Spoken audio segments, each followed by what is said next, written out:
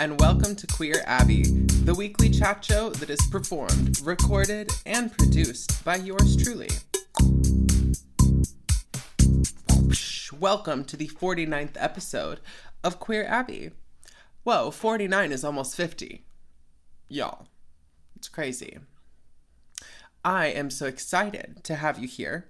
Thank you for tuning in each week to my sacrilegious little ceremony, my little satanic circle of ceremonious silliness. Certainly, sister. I am, as always, a little tired, little stoned, and I am ready to key. I'm ready to key with you. For the people who aren't gay, key is short for kiki, and kiki means like when you like cut it up and chat with somebody and you like talk your little gossip with someone, you key with them, you have a little kiki. Yeah. It's a fun thing to say. So if you ever want to have a key with your friends, you can do that now. You're welcome. I have been working on a sound installation at PSU in the Boiler Room Theater, and I'm really excited about that because it's going to be pretty cool. We're going to make 6 speaker formations in this space to make like this spatial kind of effect, and it's going to be not cacophonous necessarily, but like a lot of different sounds that are going to be created by sonifying data. We've collected all of these data sets, and there's this thing called a CSV file. It's just when you format data into these like columns of like comma separated values, and so you take that and you can plug it into Max MSP or another program that you use for like synthesis and stuff like, and then it can be like the controller or like the generative like information to create a sound or to control a sound, which all sounds really complicated, but it's not actually. Like you like have this thing that makes sound, and then you can take these numbers, which are just like ordered pairs, like, okay, do this amount and this amount, and you can use that as information and feed it into this thing that's making a sound and affect the sound that way. And that's the process of synthesis. It's, yeah, super fun. And oftentimes you use things like data sets in order to create interesting shapes or to like access like really interesting like variation. It's a thing that a lot of people like to do, or to use like samples of things and slow them down. In fact, I have a musical spotlight that will be featured at the end of this episode by Manywaters that features a bunch of field recording and modular synthesis, which is super cool. And so we will get into that a little bit later. And yeah, but process of making things through synthesis, very cool. So we're going to use these data sets about like things like women's healthcare, trans rights, ecological issues, the environment, immigration, political involvement, and I think there was even one more. But we're going to sonify all these things. We're going to take this data and make sounds that are represented with these 6 speaker arrays. And then there's going to be a space that represents the like, well, maybe I shouldn't spoil it. I'll just leave it at that for now. So it's going to be a statement about being overwhelmed. And it's not just going to be some tacky, cacophonous kind of gig. It will have some storyline to it. And there will even be visual components too. We're working with the lighting designer at PSU. And we're going to we've created some visuals, which is super fun. So I really enjoyed collaborating with all of my classmates on this project because it's basically like, we're given a prompt to like, okay, make a sound installation about something. And so we design it. We get to like go through all of the gear. That's what I was doing this week. Like in the trenches, I was measuring cables. I had to have like, 24 60-foot long cable runs in order to like power all of these 24 speakers that we're going to be using. Or it's actually more than that. It's, I think, 30. So because 6 of the speakers are these big, like, huge high voltage speakers, and then we're using 24 small ones around those to create all of these spatial effects. Big speakers are going to be able to produce low frequencies and not just like replicate them with like higher frequencies. And so they're better for like big sounds, or I mean like big speakers are better in general, but like they can produce low sounds. So we're going to use those for like low sounds. And so I'm getting kind of into the weeds with it. So we were getting all together with all of this gear. I was like making sure we had all these speakers and counting them and making sure they work, and getting into like connecting everything through these interfaces. It was so interesting. I learned so much this past week, and I had to do so much like organization and counting these cables. That's kind of the job that I assigned myself on this project. I'm like the installation person. So it's been a cool challenge to get really familiar with that kind of environment with the live sound tech. So that's stunning and neat, and if you are interested at all, you should come see that installation because it will be up soft reset at the beginning of June at the Boiler Room Theater at PSU. And I think it'll be up for like a week or two, so you have time to come check it out. Another thing that happened in this past week for me was I went to the dentist once again. I've been like a few times to the dentist in this past year of my life because I didn't take myself for a while in my adulthood because like I could blame my parents really, but like ultimately after I turned 18, like I didn't go to the dentist for a couple years. And so then I did. And then I had to get a few fillings. And so a few appointments later, I should be done with all of these fillings. But then I was so annoyed because I just went in for a cleaning and they were like, oh, your bottom wisdom teeth. Because I have the top ones, they took them. They're gone. Gonzo. The bottom ones, I still have those. And I knew it. I knew they were going to get infected. Those fuckers. I said, please take them out. And they said, no, they're not infected, so we can't take them out. And I said, please just don't do this to me again. Please take all of my teeth out now. You can take them all. No, I'm just kidding. But like, I wanted them to take all of my wisdom teeth out when they took the top ones out because it's like a major surgery. And then they didn't because I'm poor and I have this like state insurance. They're like, no, if it's not infected, we're not touching it, sister. And so I still have them, and then they got infected and they put fillings in there, and then the fillings are like not good, like apparently like in the outside, because that was like almost a year ago. So long story short, I gotta go get these ones fucking removed eventually too, and that's pissing me off. Because I knew that would happen. And, like, there's just nothing you can do about it. When you don't have money to just, like, go get medical services, there's not that much you can do. I mean, you're kind of at the, whatever, behest of the... So I didn't use that word correctly. But, like, the will of your medical provider or whatever. And whatever rules they have to follow, I guess, more so. And it's the insurance companies that I think at the end of the day determine what services are available to you for what amount of money. So what a stupid world that we live in that runs things like that. I was really struggling with my makeup before starting this podcast. It's not looking terrible now. I actually adjusted the lighting. I started to record and then I restarted because I felt like I looked all weird. But maybe I'm just like insecure this evening because I did my makeup and then I took it all off and I did it again because I felt like it looked so clunky and weird. But you know, sometimes you just have those days, right? Where you just like your hair doesn't look right and you like can't do your makeup. You just gotta keep going. So I decided to just film this anyway. Said, whatever, mama. You know, don't need to be pretty all the time. I'm just kidding. I am pretty. I know this, but I think it's specifically like my skin. I feel like my foundation is like more yellow than it usually is, and it's the same product that I always wear. But maybe I'm just tired. I don't know. So, I just touched the cord.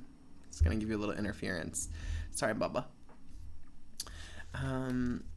my installation, going to the dentist. Otherwise, I mean, because I've been going hard at school and then obviously going to work and everything, I've been resting a lot this week. I haven't been up to much else that's like super fun or interesting, really.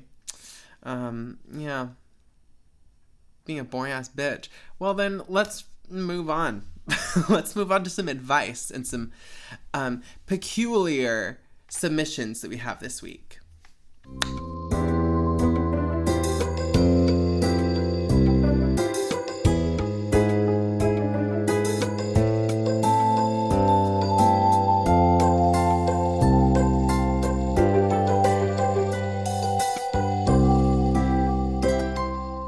Welcome back. So, this week we have a couple of submissions. The first one reads, Queer Abbey, loud family next door. The loud family? Just kidding. I think I'm doomed for the rest of my time living here unless I can find a solution. I live on what used to be a pretty quiet and respectful street. No apartment blocks, just houses. An older man used to live next door, and so I didn't hear much from him or the other side. It was always very nice. Until this bloody awful family moved in a couple months ago. Now I'm constantly woken up by screaming and crying and music blasting, and I'm getting sick of it. I find it extremely inconsiderate, and I'm looking for any advice you have on the matter. Well, a bloody awful family has moved in. Well, I guess, I've certainly dealt with my fair share of loud people. When I lived in an apartment complex that was a little closer to PSU, the Goose Hollow one, I had some neighbors that lived above me that were just like doing that like stomping river dancing above me all the time, I guess, at like 1 a.m. And I was just like, okay, I'll just put in earbuds or something. But if you live in a house and you live next to people that are super loud, it's hard because, like, they own the home, or maybe they don't own the home, I don't know, they could be renting it, but, like, they have their own home space, and so they are, like, entitled to, like, kind of do whatever the fuck they want, like, on that property. But if it's really affecting you, you should totally just tell them. You should communicate. That's the first and most important thing that you can do is, like, be real with them like a human being and just say, oh, hey, like, I just, like, sometimes I can hear you. Could you, like, in the middle of the night, like playing music or something, and just communicate that to them in a kind and clear way. And that really might solve the issue as long as you don't come at it like a weirdo, you know? You gotta check yourself in these sorts of situations, especially when it comes to noise, about, like, why do I think it's not okay for this person to make noise, and, like, is this hypocritical? Do I make noises like this? Because, honestly, it's hard to reckon with living near other people that, like, they just, like, are going to generate noise by walking around and eating and fucking, like, cooking and doing all of these different things. And it can be really annoying, especially if you're trying to focus on silence, you're trying to record something, God forbid.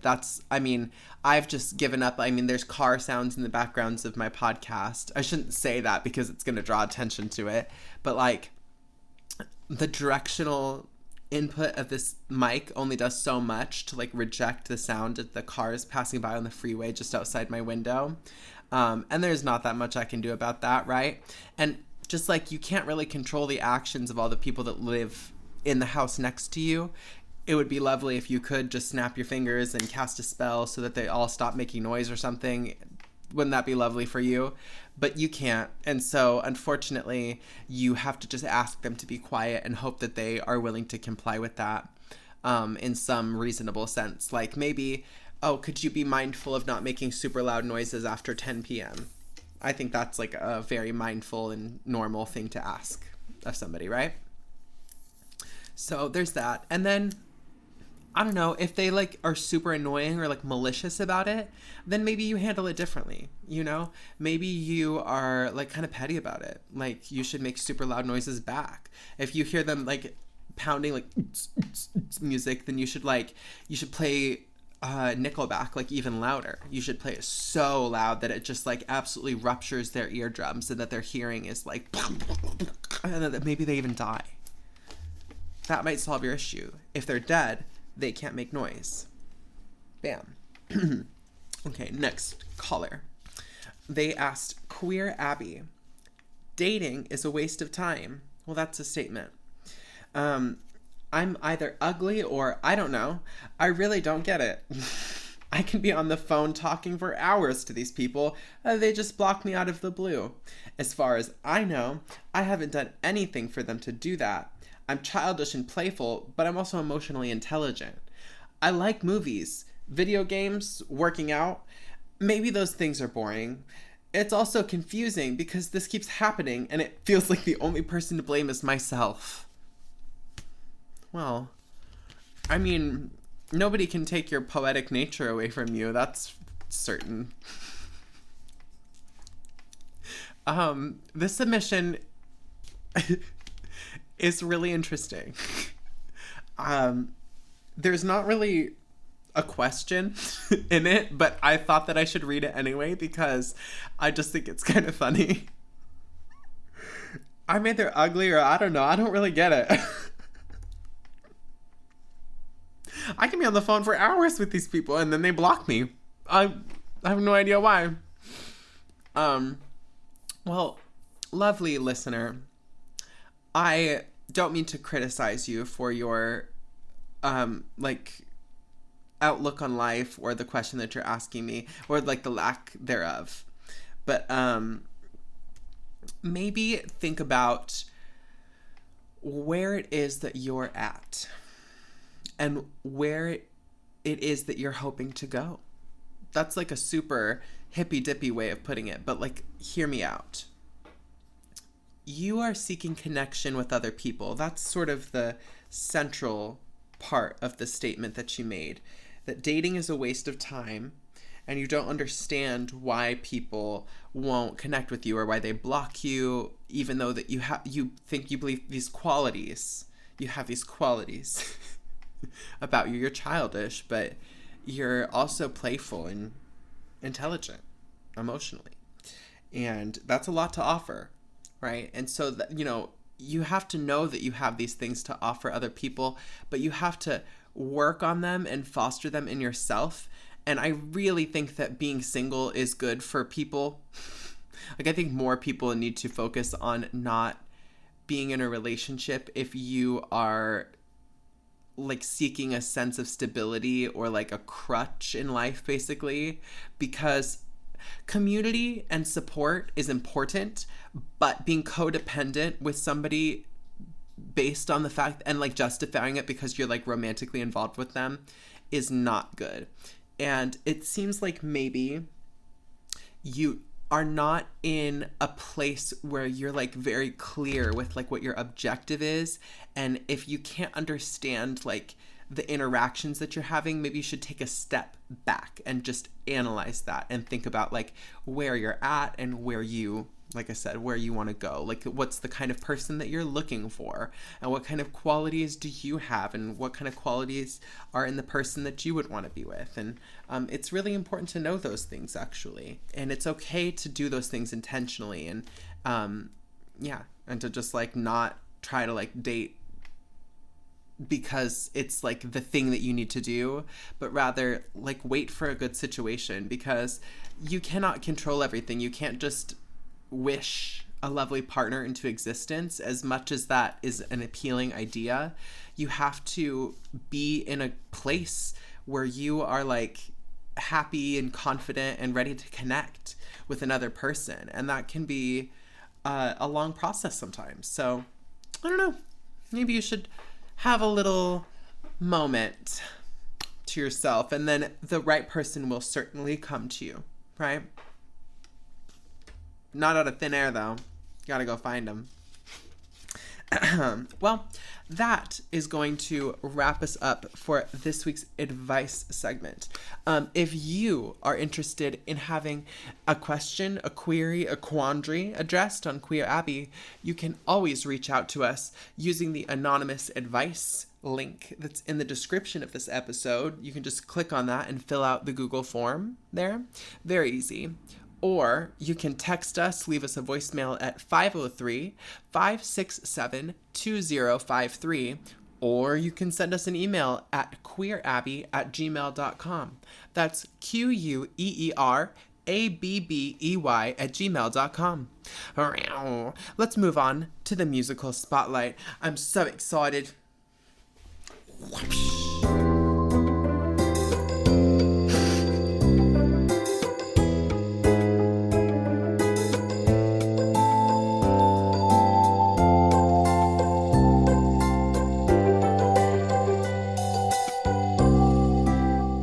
Hi. Welcome to the arguably the best segment of Queer Abbey, which is the musical spotlight. This week, I'm excited to share with you the music of Manywaters, who is somebody I know through lovely interactions while I'm at work because they make coffee. They make delicious coffee. And so that's how I know them. But they are also a fantastic musician. I was surprised to learn this about them because I knew them for probably months before I ever asked the question, like, oh, do you play any instruments? Or like, are you a musician? Or it just came up. And they're like, oh yeah, I produce music. Or, oh, you know what it was? Is I asked them about school. We were talking about that. And they told me that they went to school for music production, which surprised me because that's what I'm studying, obviously. And that spurred our conversation. And they told me that they have a musical moniker called Manywaters. And I was blown away, just as I usually am, with this talented person, this person who I would call my like casual friend who I see, frequently, because this fucking awesome, like sample-based music. They use a lot of like nature sounds and modular synthesis, and it sounds like kind of like funky little analog gear to create these cool, ambient, swishy sounds. They use a lot of clips of people talking. It's that sort of very idiomatic, sound arty kind of cool music. So they have this live set that they performed at the Fixin, which is a venue I was just at watching my friend Slipper Elm perform. It's a really cute little place. I think it was in Northwest Portland. And they had recorded a live set that is, I think they captured 12 minutes or so, but I'm going to give you a snippet that's just a couple of minutes long of this performance. And I just thought it was really captivating. It goes through all of these cool evolutions. They used a modular synth. They used field recordings, I recall reading, and then also some other layers of sound. They were like recording these things and reprocessing it. So like capturing the sounds that they were creating using like the analog synth and then doing stuff to it and then putting it out and like creating new stuff with, if that makes sense. It's like a cool little like loop. So we're going to listen to a few minutes of that. I just took a snippet of it. And this is going to be by Manywaters. It's their live set from the Fixin 2 just a little while ago, just in March. So let's get into that. I hope you enjoy.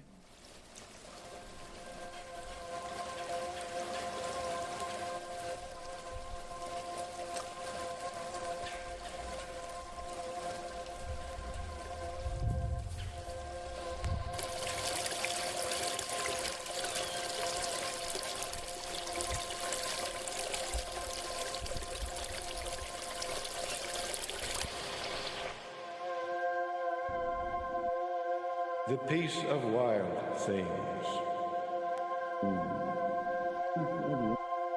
When despair for the world grows in me,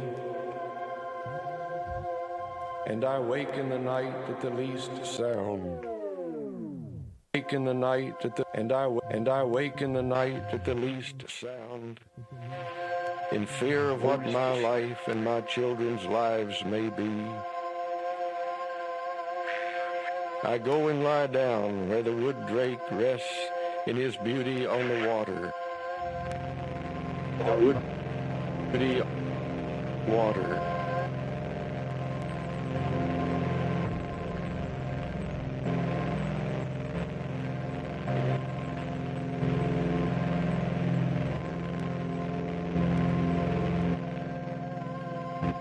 who do not tax their lives in the great heron. I go in the great heron feeds. In the great, I come into the peace of wild things. Wild things. I come into.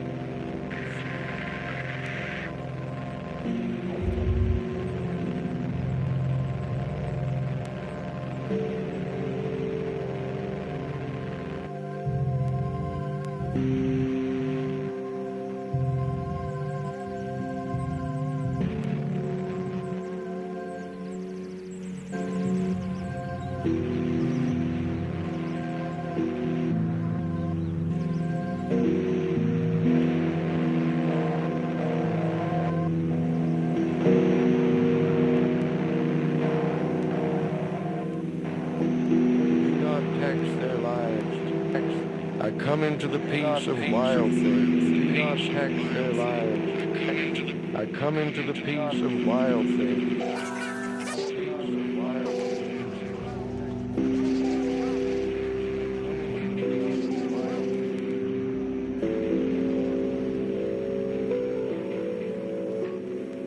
Do not tax their lives with forethought. Do not tax their lives with forethought. Do not tax their lives with forethought.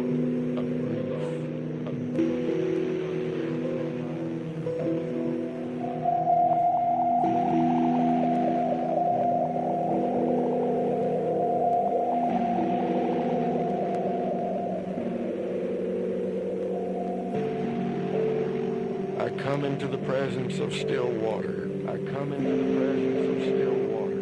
I come into the presence of still water. I come into the presence of still water.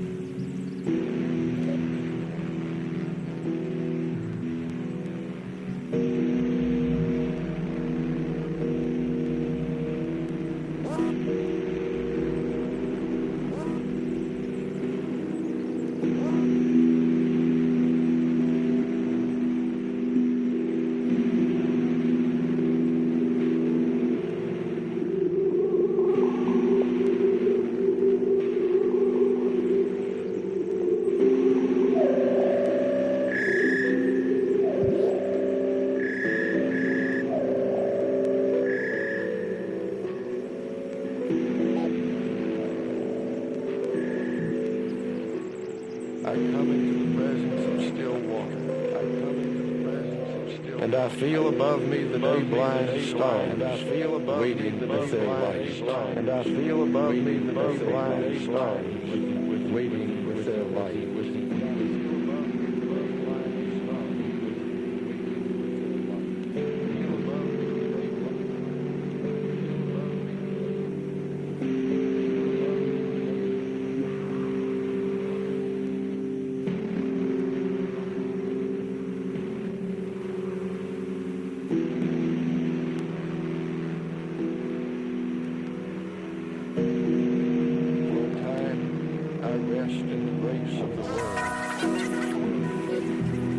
For a time, I rest in the grace of the world. I rest in the grace of the world. I rest in the grace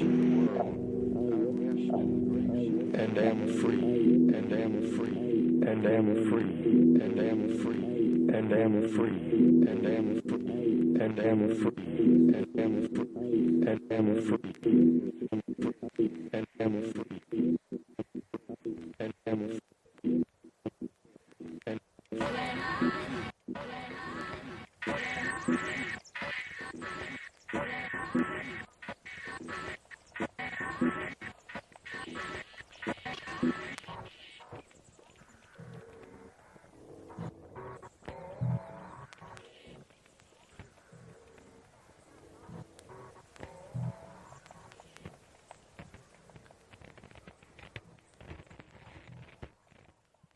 Alrighty, y'all. So that was a wrap. I got my MIDI keyboard. That was a lovely snippet from Manywaters. You can certainly go check them out. I will put the link to their Bandcamp in the description of this episode so you can go and listen to their discography. They have this really cool album from 2022 and also a single that came out just this year. lots of really good stuff to listen to from Manywaters. So look out for new music from them in the future. And yeah, I hope that you like cool music, because if you like cool stuff, I bet you'd really like Manywaters. Ooh, and they also perform around Portland too. So you could probably go find them if you're interested on Instagram and go like look it up, or just, I don't know, Google it, and find their live shows, because that would be super fierce if you go and support them that way. Yeah. So thank you for listening. Thank you for tuning in to Queer Abbey each week as we delve into all of these stunning and gorgeous discernments. Yes, yes, yes. I have this little napkin. This will be what I end with here. This kerchief. And it has a W on it. Look at that. How stunning. Well, goodbye.